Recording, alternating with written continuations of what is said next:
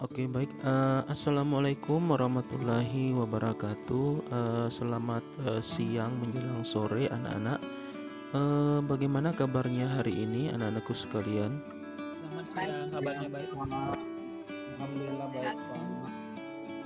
Anak sekalian, hari ini kita belajar tentang bentuk dan prinsip kedaulatan negara Kesatuan Republik Indonesia seperti apa yang sudah Bapak tayangkan di HP-nya masing-masing. Eh, Bapak harap kepada adik-adik sekalian agar supaya memperhatikan eh, layar yang ada yang sudah Bapak tampilkan agar supaya nanti adik-adik sekalian tidak ketinggalan atau bisa memahami apa yang kita pelajari pada pagi hari ini. Nah, baik, sebelum kita mulai pelajaran kita pada siang hari ini, kita berdoa terlebih dahulu. Siapa yang bisa memimpin doa pada kesempatan hari ini? Bapak tunjuk langsung saja ya. Pak Adik Iwayan, coba Adik Iwayan bantu Bapak dulu untuk memimpin doanya, Pak. Adik Iwayan. Ya, terima kasih Pak. Teman-teman semuanya, pelancaran pembelajaran hari ini dari Pak Yuswanto, kita berdoa bersama sesuai dengan kepercayaan masing-masing. Berdoa mulai, berdoa selesai. Sudah Ya, Pak? terima kasih ya Adik Iwayan ya sudah bantu Bapak tadi untuk melakukan doa. Semoga adik-adik sekalian dan juga Bapak pada hari ini pembelajaran kita apa namanya diberkahi agar supaya ilmu yang kita pelajari bisa betul-betul menyerap di kepala kita, di otak kita seperti itu. Oke, sebelum pembelajaran kita masuk ke kegiatan kita, kita terlebih dahulu untuk menyanyikan lagu nasional dulu ya, untuk supaya nasionalisme kita itu terus bisa apa ya, tidak hilang gitu sebagai warga negara. Oke, baik, bisa dilihat di layarnya masing-masing. Bisa bantu untuk dipandu temannya untuk menyanyikan lagu Halo-Halo Bandung ini. Bisa dipindah. Oh gitu, gitu ya. Siapa yang bisa kira-kira ya untuk bantu Bapak untuk menyanyikan lagu nasional nih? Pak.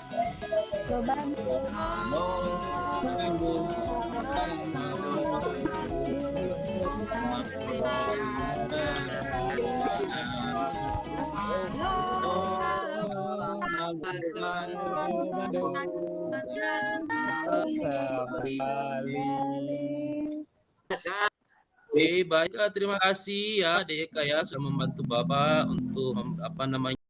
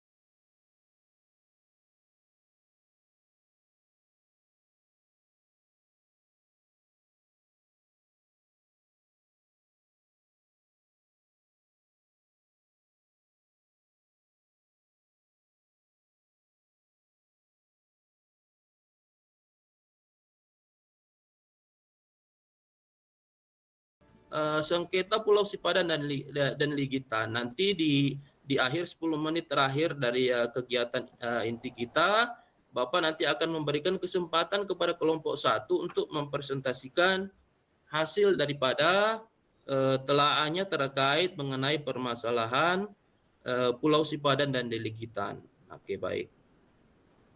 Nah, adapun materi yang akan kita bahas pada siang hari ini bisa ada sekalian lihat di layar masing-masing. Ini ada peta konsep. Yang pertama yang akan kita pelajari terkait mengenai bentuk dan prinsip kedaulatan. Yang kedua, landasan hukum. Yang ketiga, demokrasi Pancasila. Dan yang terakhir adalah pelaksanaan demokrasi.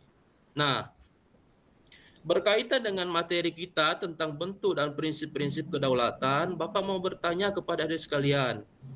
Ada yang tahu nggak Indonesia itu menganut kedaulatan apa? Ayo, siapa yang bisa? Angkat tangan. Saya, Pak. Ayo, silakan. Saya, Pak. Aditini, silakan. Bapak persilahkan.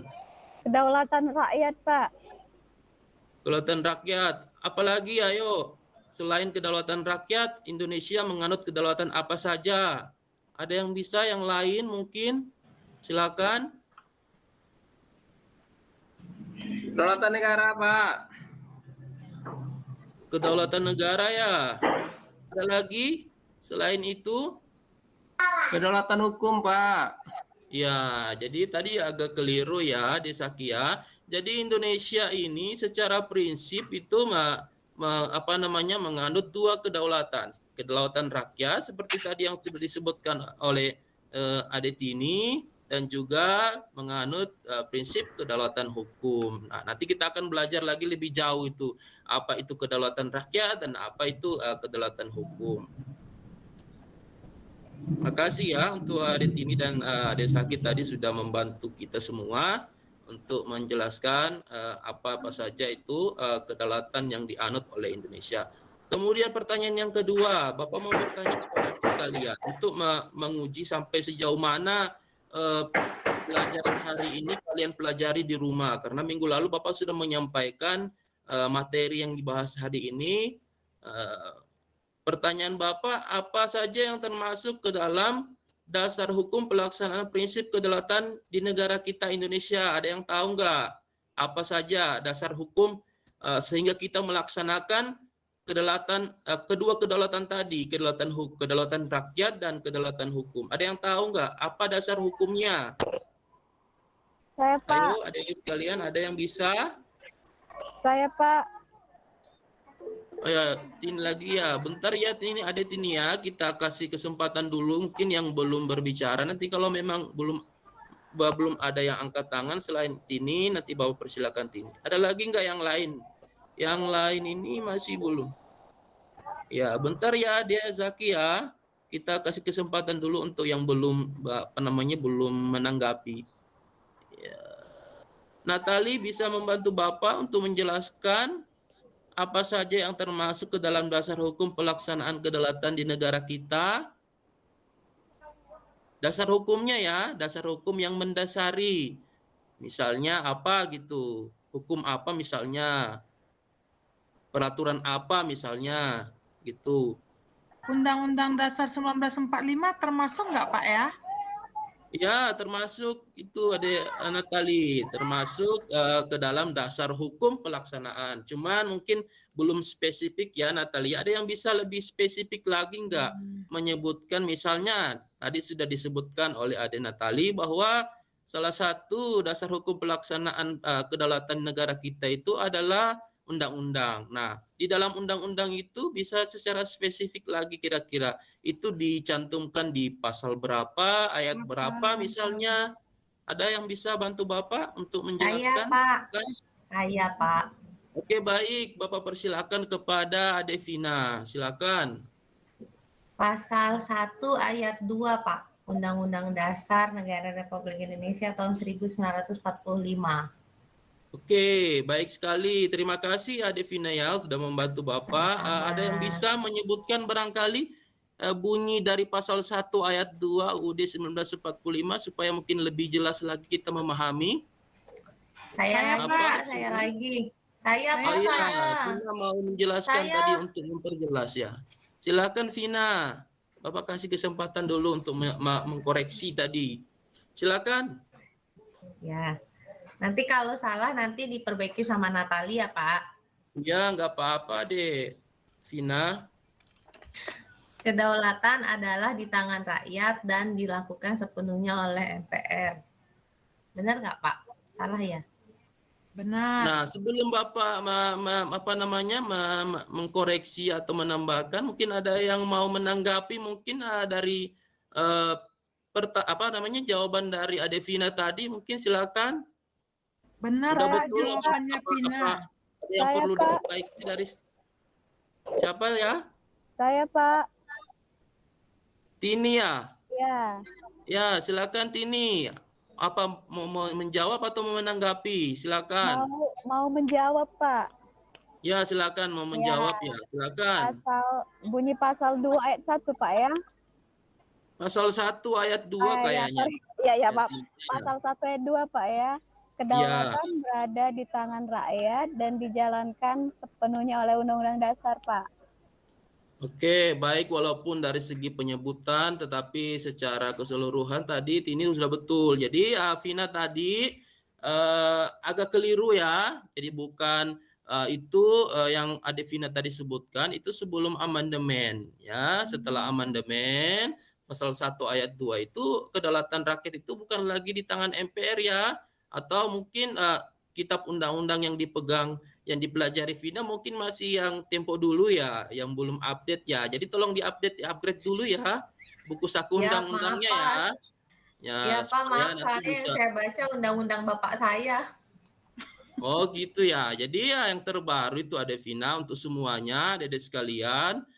Salah satu dasar hukum pelaksanaan kedaulatan di negara kita seperti yang disebutkan tadi Adetini, bahwa kedaulatan berada di tangan rakyat dan dilaksanakan sepenuhnya menurut Undang-Undang Dasar.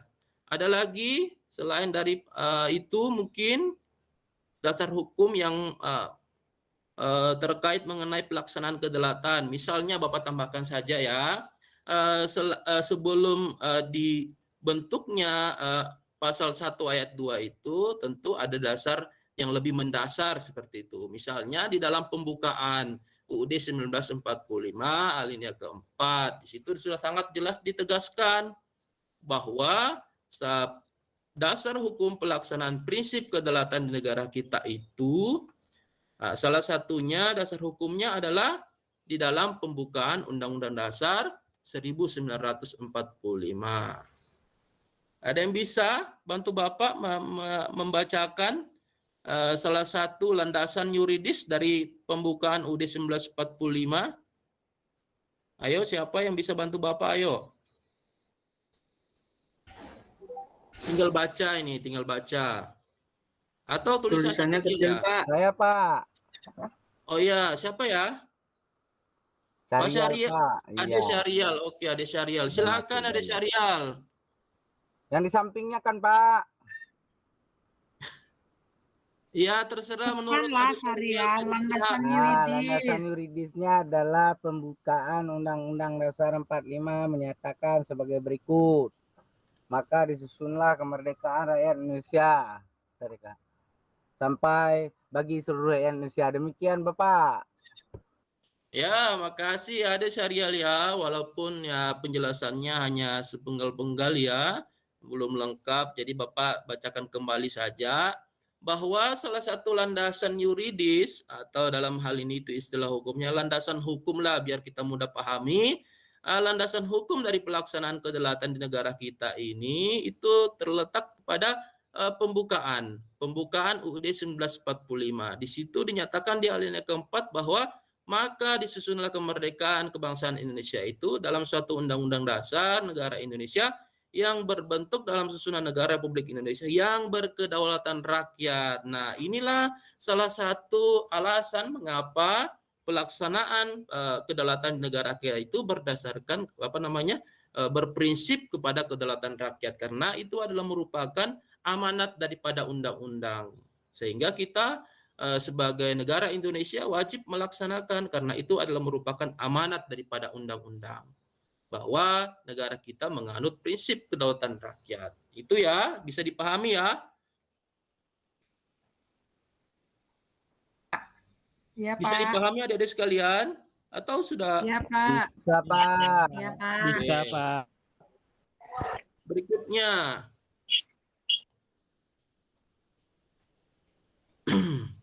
Nah, selain daripada prinsip kedaulatan rakyat yang kita laksanakan, seperti tadi yang sudah dijelaskan atau disebutkan dibantu oleh teman adik sekalian, oleh Pak Saki tadi, bahwa salah satu prinsip kedaulatan negara kita juga menganut prinsip kedaulatan hukum. Nah, prinsip kedaulatan hukum ini sudah jelas ditegaskan di dalam Undang-Undang Dasar 1945. Bisa adik-adik sekalian simak di layarnya masing-masing. Di situ sudah Bapak tampilkan, sudah Bapak jelaskan, yaitu tertuang di dalam pasal 1 ayat 3. Ada yang bisa menyebutkan apa isi bunyi dari pasal 1 ayat 3? Dari adik-adik sekalian, silakan Bapak kasih kesempatan. Saya, Pak. Aduh, ini lagi ya. Ada yang lain ini. Mana yang lain ini ya? Padahal ini udah. Nggak apa-apa, Pak. Saya aja, Pak. Nanti Ibu Tini semua yang borong nilainya ini. Yang lain nggak kebagian nanti. Hendra, Bapak nggak? Saya, Pak. Saya mau mencoba, boleh, Pak? Hendra, coba. Boleh saya menjawab, Pak? Ya, Tini antar dulu ya. Kita Iya, kasih Pak, kesempatan boleh. dulu sama temannya ya. Kita Oke, belajar Pak. berdemokrasi juga di dalam kelas virtual ini, supaya teman-temannya juga punya kesempatan. Jadi Bapak kasih kesempatan dulu yang belum menjawab ya. Oke, silakan Hendra. Jadi dalam pasal 1 ayat 3 menjelaskan bahwa negara Indonesia adalah negara berdasarkan hukum, yang berarti bahwa setiap kehidupan berbangsa ataupun bernegara harus sesuai dengan hukum yang berlaku di Indonesia. Mohon maaf, Bapak, seperti itu. Ya, terima kasih Ade Hendra ya, bagus sekali pemahamannya terkait mengenai pasal 1 ayat 3, sudah tadi mampu menyebutkan bunyi pasal 1 ayat 3. Oke, jadi itu ya adik-adik sekalian, bahwa selain prinsip kedaulatan rakyat, kita juga menganut prinsip kedaulatan hukum. Apa dasar hukumnya? Apa landasan yuridisnya? Ya, seperti tadi sudah disebutkan oleh Hendra di pasal 1 ayat 3. Jadi pada kesimpulannya terkait mengenai prinsip-prinsip kedaulatan di negara kita ini menganut dua prinsip kedaulatan rakyat dan prinsip kedaulatan hukum.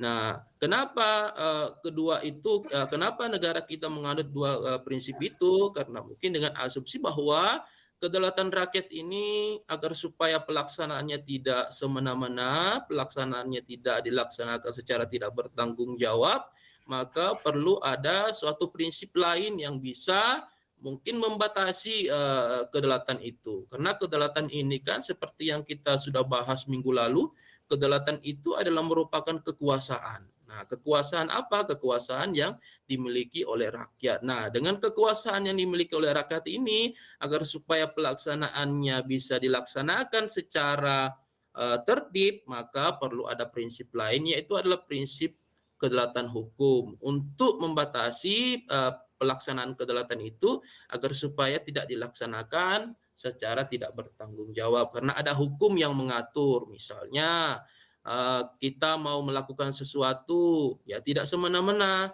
karena ada hukum yang mengatur. Ketika itu melanggar hukum, ketika itu melanggar kode etik, ketika itu melanggar norma-norma sosial atau norma hukum atau norma-norma yang lain, ya maka ada hukum yang membatasi itu, sehingga dalam pelaksanaan kedaulatan, kekuasaan yang kita miliki sebagai rakyat tidak dilaksanakan secara semena-mena. Seperti itu ya kesimpulannya ya untuk prinsip kedaulatan.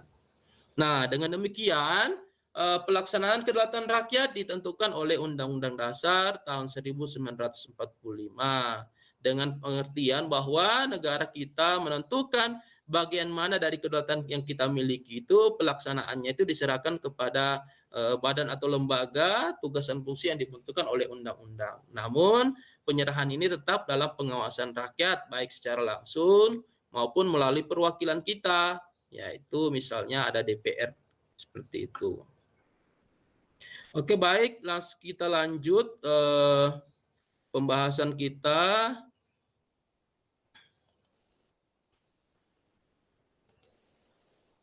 Poin yang kedua, tadi kita sudah membahas, kita sudah belajar bersama dan kita sudah pahami bersama tentang landasan yuridis atau landasan hukum pelaksanaan prinsip di negara kita. Nah, pelaksanaan kedaulatan di negara kita ini itu berdasarkan kepada nilai-nilai Pancasila dalam pelaksanaannya. Jadi dalam pelaksanaan kedaulatan tadi itu berlandaskan kepada nilai-nilai Pancasila. Nah, demokrasi Pancasila merupakan demokrasi yang sesuai dengan bangsa kita. Kenapa? Karena demokrasi Pancasila bersumber pada nilai-nilai sosial yang tumbuh di dalam masyarakat itu sendiri, yang sudah melekat sejak dulu. Nah, dalam kehidupan masyarakat sejak dahulu, asas atau prinsip utama demokrasi Pancasila itu pengambilan keputusan melalui musyawarah mufakat. Jadi inilah salah satu ciri-ciri demokrasi Pancasila, yang dimana setiap pengambilan keputusannya itu adalah melalui yang namanya sebuah musyawarah. Musyawarah mufakat itu apa? Musyawarah mufakat itu adalah membahas sesuatu dengan cara dimusyawarahkan sebelum mengambil suatu keputusan. Nah, oke, selanjutnya. Nah, dalam pelaksanaan prinsip kedaulatan ini, demokrasi Pancasila, nah di sini di layar adik-adik sekalian, tergambarkan ada gambar atau tabel di sini tentang atau terkait mengenai perbandingan demokrasi. Nah, perbandingan demokrasi. Demokrasi Pancasila, sosialis, dan juga liberalis. Nah, di sini Bapak mohon perhatiannya adik-adik sekalian, coba diperhatikan secara detail di layarnya, sehingga nanti adik-adik sekalian mampu membandingkan ketiga demokrasi ini, di mana letak perbandingannya. Sudah diperhatikan? Kalau sudah diperhatikan, Bapak mau bertanya nih. Nah, kira-kira dari apa yang kalian sudah amati dari tabel ini atau dari layar ini, di mana letak perbedaan dari satu saja dulu. Satu poin saja yang membedakan dari ketiga demokrasi ini. Silakan, Bapak kasih kesempatan. Oke, silakan Ade Hendra. Di mana letak perbandingan dari ketiga demokrasi ini? Perbandingannya yang pertama bahwa untuk demokrasi Pancasila mementingkan pribadi atau golongan dan mengakui hak milik perorangan. Untuk liberalnya mengutamakan kepentingan pribadi dan dengan mendukung sepenuhnya usaha pribadi atau swasta. Sementara yang demokrasi sosialis mengutamakan kepentingan bersama dengan mengabaikan kepentingan pribadi. Itu salah satunya, Pak. Mungkin yang terima kasih untuk Ade Hendra sudah membantu kita semua untuk menjelaskan kepada teman-temannya di mana letak perbedaan atau perbandingan dari ketiga demokrasi ini, sehingga kita bisa menarik sebuah kesimpulan bahwa mengapa negara kita Indonesia ini ya menganut demokrasi Pancasila setelah mengetahui dari perbandingan ketiga demokrasi ini. Nah, seperti tadi yang sudah disebutkan atau dijelaskan oleh Ade Hendra, yang pertama perbandingan itu terletak di dalam, kalau demokrasi Pancasila itu lebih mengutamakan kepentingan bangsa dan negara daripada kepentingan pribadi atau golongan. Walaupun sebenarnya di dalam praktek ketatanegaraan kita, di dalam praktek pemerintahan kita juga kita tidak bisa memungkiri bahwa dalam realitasnya ya ada juga yang mengesampingkan kepentingan bangsa dan negara, lebih mengutamakan kepentingan kelompok dan pribadinya dengan cara misalnya memperkaya diri melalui jalan korupsi. Namun secara teori, secara yang seharusnya dalam konsep bernegara yang menganut demokrasi Pancasila ya seharusnya mengutamakan kepentingan bangsa daripada mengutamakan kepentingan kelompoknya, ya. Kemudian demokrasi liberal. Ya, seperti apa itu demokrasi liberal yang bisa kita bandingkan dengan demokrasi Pancasila. Nah, kalau demokrasi liberal itu dia lebih mengutamakan kepentingan pribadi dan mendukung sepenuhnya usaha-usaha pribadi. Nah, sekarang kita juga bisa mengkritisi negara kita. Ternyata negara kita ini ya seharusnya demokrasi Pancasila, namun tetapi ternyata ada ciri-ciri liberal di situ. Nah, kenapa kita sehingga bisa mengatakan ada ciri-ciri liberalnya? Karena di sini salah satu cirinya adalah mengutamakan kepentingan pribadi. Jadi dalam praktik kita, negara kita ini ya sudah masuk ciri-ciri liberal dalam praktik pemerintahannya seperti itu. Nah, kemudian demokrasi sosialis di mana lebih mengutamakan kepentingan bersama namun tetapi mengabaikan kepentingan pribadi. Nah, ini juga saya kira kurang proporsional untuk negara kita, di mana di demokrasi sosialis ini lebih mengutamakan kepentingan bersama tetapi mengabaikan kepentingan pribadi. Nah, itulah kenapa alasannya bahwa demokrasi Pancasila adalah demokrasi yang sangat sesuailah dengan kondisi bangsa kita atau sesuai dengan sosial budaya daripada negara kita, ya, mengutamakan tidak mengabaikan yang lain seperti itu. Nah, kita lanjut di pembahasan kita yang terakhir terkait mengenai pelaksanaan demokrasi di negara kita. Setelah tadi kita sudah memahami demokrasi di negara kita itu perbandingan demokrasi antara Pancasila, liberal dan sosialis. Nah, kita saat ini mencoba untuk membahas seperti apa pelaksanaan demokrasi di negara kita. Ada yang tahu pelaksanaan demokrasi di negara kita itu dilakukan dengan melalui cara apa misalnya? Ada yang bisa? Ya, silakan Adik Eka. Ya, pemilu setiap 5 tahun sekali, Pak. Ya, betul. Ada lagi nggak yang teman yang lain yang mau menambahkan? Demokrasi di Indonesia dilaksanakan secara langsung dan tidak langsung, Pak.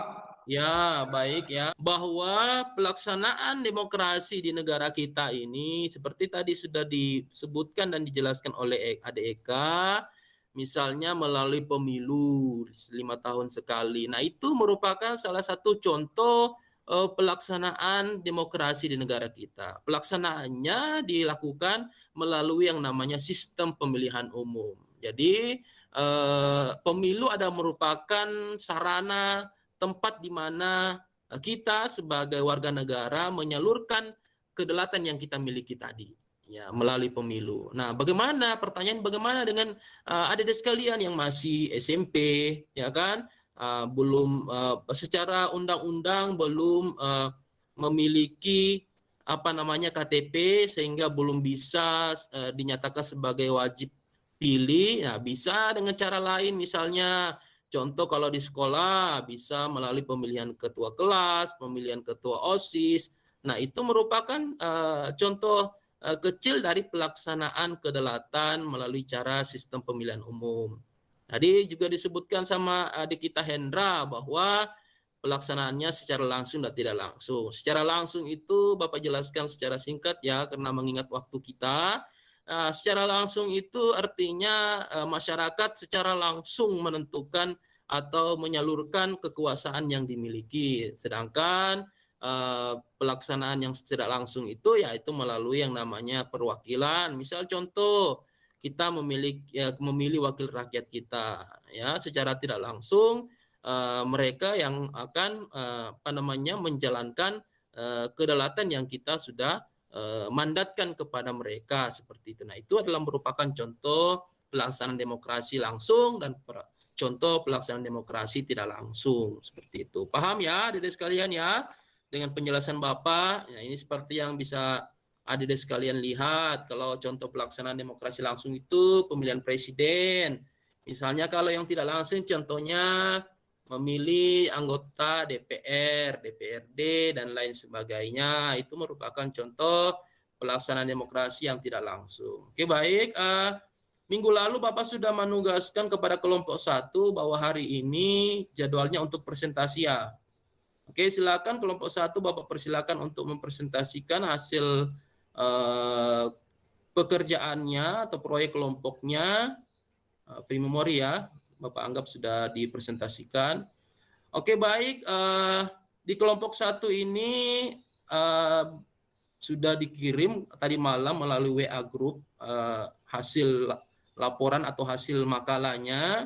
Kelompok 1 ini ada Vina ya, Bapak konfirmasi kembali, ada Vina, Syarial, Hendra, dan Indri ya, kelompok 1. Nanti Bapak harapkan kelompok 1 ini bisa menjawab ya pertanyaan-pertanyaan dari kelompok lain terkait mengenai sengketa Pulau Sipadan dan Ligitan ya minggu lalu ya. Dari kelompok-kelompok lain ada yang mau bertanya terkait presentasi dari kelompok 1 terkait mengenai sengketa Pulau Sipadan dan Ligitan ini berkaitan dengan kedaulatan ya. Ada yang mau ditanyakan nggak dengan kelompok 1? Silakan. Jelas Pak mungkin Pak. Oh iya, kalau memang sudah jelas. Ada yang mau ditanyakan satu pertanyaan lah untuk pertemuan kita hari ini sebelum kita akhiri pelajaran. Oke, kalau memang nggak ada yang mau ditanyakan terkait mengenai presentasi dari kelompok 1, Bapak jelaskan sedikit. Nah, ini kemarin minggu lalu Bapak sudah bagikan kelompok sesuai dengan tema yaitu sengketa Pulau Sipadan dan Ligitan. Nah, kenapa Bapak berikan topik permasalahan terkait Pulau Sipadan dan Ligitan? Karena ini ada erat kaitannya dengan topik kita hari ini, pokok bahasan kita hari ini terkait mengenai kedaulatan, prinsip-prinsip kedaulatan, bahwa kedaulatan ini menjadi penting bagi kita semua agar supaya tidak terjadi hal-hal yang seperti ini. Hal-hal yang seperti apa yang Bapak maksud, yaitu kita kehilangan salah satu pulau yang kita seharusnya berpeluang besar untuk kita miliki karena merupakan warisan dari Belanda dulu, namun tetapi karena persoalan kependudukan, kepemilikan di Pulau Sipadan dan Ligitan, sehingga peradilan Mahkamah Internasional memenangkan Malaysia dengan alasan bahwa Malaysia berhasil melestarikan Pulau Sipadan dan Ligitan, sehingga Mahkamah Internasional dalam ini sebagai peradilan internasional memenangkan Malaysia sebagai kepemilikan dari kedua pulau tersebut. Nah, kenapa Indonesia nggak menang di peradilan tersebut? Ya, karena Indonesia sebelumnya tidak memperhatikan pulau ini. Jadi itulah sedikit yang bisa Bapak simpulkan terkait mengenai diskusi atau presentasi dari kelompok 1. Nah, itu saja barangkali pokok pembahasan kita pada siang hari ini terkait mengenai bentuk dan prinsip kedaulatan. Semoga apa yang sudah kita pelajari tadi betul-betul bisa menyerap di dalam pemahaman adik-adik sekalian dan juga saya selaku guru. Ada yang bisa membantu Bapak untuk menyimpulkan pokok bahasan kita hari ini terkait mengenai prinsip-prinsip kedaulatan? Silakan Bapak kasih kesempatan untuk memberikan kesimpulannya. Hendra, ayo Hendra, Bapak minta tolong kepada Hendra untuk memberikan kesimpulannya. Silakan. Baik, bahwa untuk pembelajaran hari ini kita telah belajar tentang kedaulatan Negara Kesatuan Republik Indonesia, baik secara dasar hukumnya dan juga beserta contohnya seperti yang kami contohkan di kelompok 1, kedaulatan yang ada di Kepulauan Sipadan dan Ligitan yang harus diambil alih oleh negara Malaysia. Mungkin seperti itu, Pak. Oke, baik. Terima kasih banyak ya untuk Adik Hendra sudah memberikan kesimpulannya. Semoga teman-temannya juga tadi bisa menarik kesimpulan yang sama terkait mengenai topik pembahasan kita pada sore hari ini. Jangan lupa adik-adik sekalian, sebelum kita akhiri pertemuan kita, bahwa Bapak sudah mengirimkan LKPD ya, di LKPD-nya di Google Classroom.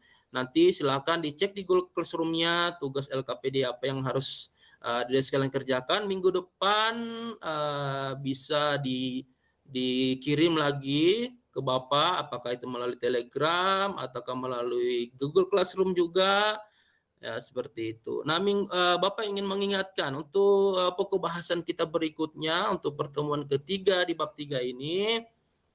Untuk pertemuan ketiga kita minggu depan kita akan melakukan proyek kewarganegaraan. Jangan lupa nanti Bapak akan kirimkan di WA ataupun nanti di Google Classroom-nya apa-apa saja yang perlu dipersiapkan terkait mengenai proyek kewarganegaraannya. Jadi proyek kewarganegaraan ini kita akan melakukan simulasi terkait mengenai pemilihan umum. Jadi nanti alat-alat yang perlu dibawa ke sekolah atau alat-alat yang perlu dipersiapkan misalnya untuk melakukan simulasi, jadi tolong nanti dipersiapkan sebelum melakukan. Nah, itu saja mungkin yang bisa Bapak sampaikan. Ada yang mau ditanyakan, dikonfirmasi kembali sebelum Bapak tutup pertemuan kita? Ada? Kalau enggak ada, Bapak akhiri saja dengan ucapan billahi taufik wal hidayah, wassalamualaikum warahmatullahi wabarakatuh. Silakan dipimpin doanya terlebih dahulu untuk menutup pembelajaran kita. Silakan Hendra dipimpin doa penutupnya.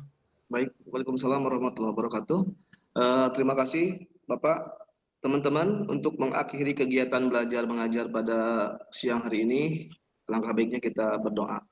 Berdoa dimulai. Selesai, beri salam gitu.